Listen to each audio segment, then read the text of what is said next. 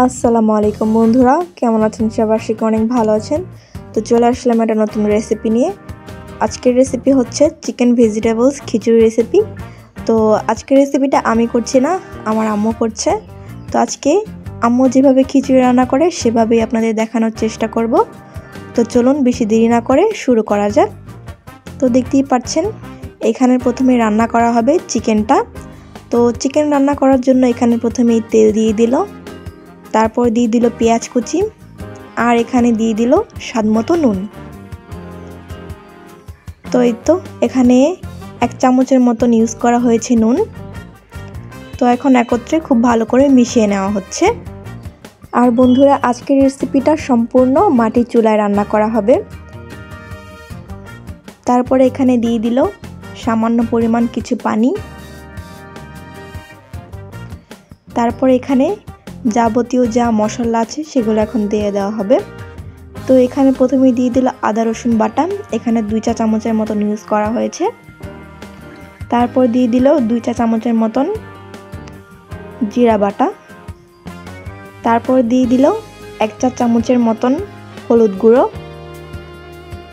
আর দিয়ে দিল 1 চা চামচের মতন ধনিয়া গুঁড়ো, আর এখানে দিয়ে দিল 1 চা চামচের মতন মাংসের মশলা।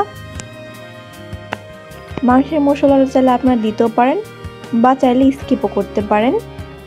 এখন ভালো করে কষিয়ে নেওয়া হলো। তারপর এখানে 5-6টা কাঁচামরিচ ফালি দিয়ে দেওয়া হলো।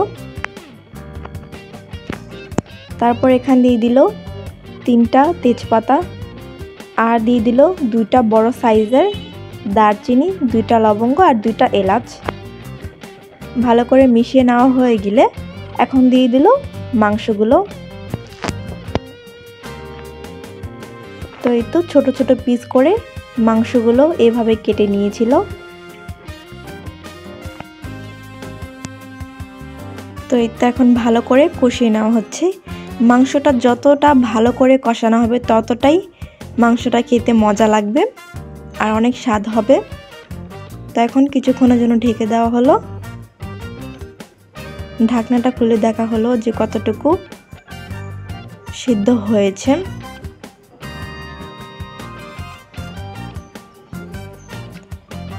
তো বন্ধুরা, এই কনকনে শীতে খিচুড়ি কারি না খেতে ভালো লাগে বলেন? তো আমার তো মনে হয় প্রতিদিনই খিচুড়ি খাই। তো এই তো দেখতে দেখতে গোশতটা কিন্তু প্রায় হয়ে এসেছে। তো এভাবেই ঢেকে খুব সুন্দর করে রান্না করে নেওয়া হয়ে গিয়েছে। এখন এখানে একটা বড় সাইজের পাতিল বসিয়ে দিয়েছে। এখানে 3 ধরনের ডাল ইউজ করা হয়েছে, যেমন বুটের ডাল, মসুরি ডাল আর বড় ডাল। তো এই 3টা ডাল ইউজ করা হয়েছে। আর এখানে 1 কেজির মতন চাল দেওয়া হয়েছে। তারপর এখানে দিয়ে দিল কিছু সবজি। আপনারা যার যার ইচ্ছা মতন যে কোনো ধরনের সবজি দিতে পারেন। তারপর এখানে দিয়ে দিল পেঁয়াজ কুচি, আর দেওয়া হলো 6-7টার মতন কাঁচামরিচ ফালি।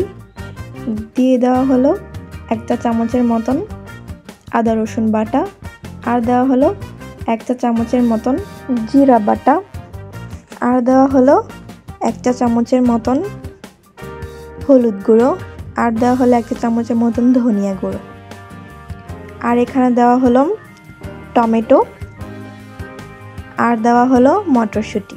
এখন ভালো করে একত্রে সবগুলো একটা খুরচুনির সাহায্যে মিশিয়ে নেওয়া হচ্ছে। তারপরে যেখানে দেওয়া হলো বুটের ডাল। বুটের ডালটা কিন্তু অবশ্যই সিদ্ধ করে নিতে হবে আগে থেকেই। তো এই তো ঢেকে দেওয়া হয়ে গিয়েছিল। দেখতেই পাচ্ছেন খুব সুন্দর করে বলক উঠে গিয়েছে। এখন এই পর্যায়ে বাঁধাকপিগুলো দেওয়া হচ্ছে, কারণ বাঁধাকপিগুলো কিন্তু অনেক নরম হয় আর খুব তাড়াতাড়ি গলে যায়, তার জন্য আগে দেয়নি। তো এটা একটু পরে ইউজ করলেও কোনো সমস্যা নেই, একটু গোটা গোটা থাকবে, খেতে ভালো লাগবে। তো এই তো দেখতেই পাচ্ছেন খুব সুন্দর করে বলক উঠে গিয়েছে। তারপর এখন দেওয়া হলো কষা মাংস। তো এই পর্যায়ে কষা মাংসগুলো দিয়ে খুব ভালো করে একটু নেড়ে চেড়ে নিতে হবে।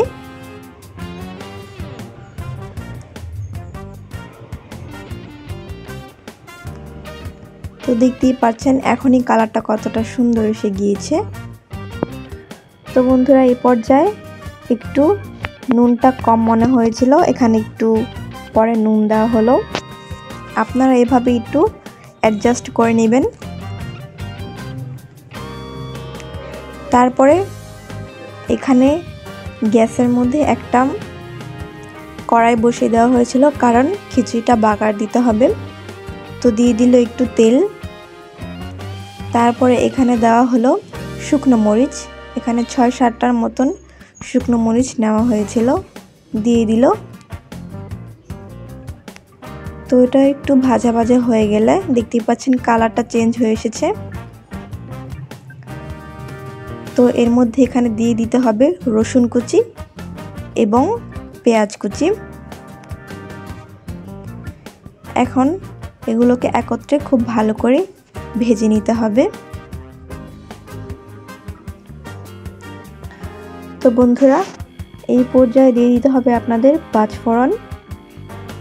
পাঁচফোড়নটা কিন্তু অবশ্যই জরুরি একটা স্টেপ খিচুড়ির মধ্যে, কারণ এইটা ছাড়া চলবে না, কারণ এটাই খিচুড়ির স্বাদ এনে দেয়।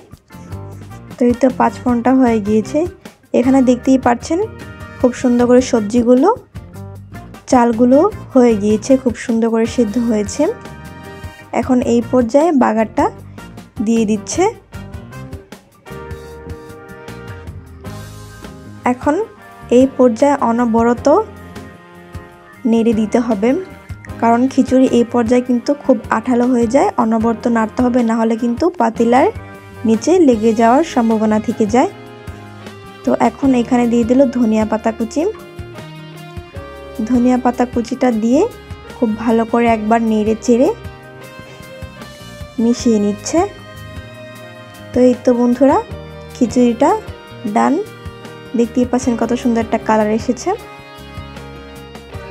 তো বন্ধুরা এখন এটা আমি সার্ভ করছি, দেখতেই পাচ্ছেন।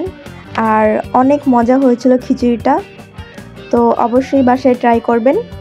তো এমন নিত্য নতুন ভিডিও পেতে অবশ্যই আমার চ্যানেলটি সাবস্ক্রাইব করতে হবে এবং ভালো থাকবেন, সুস্থ থাকবেন।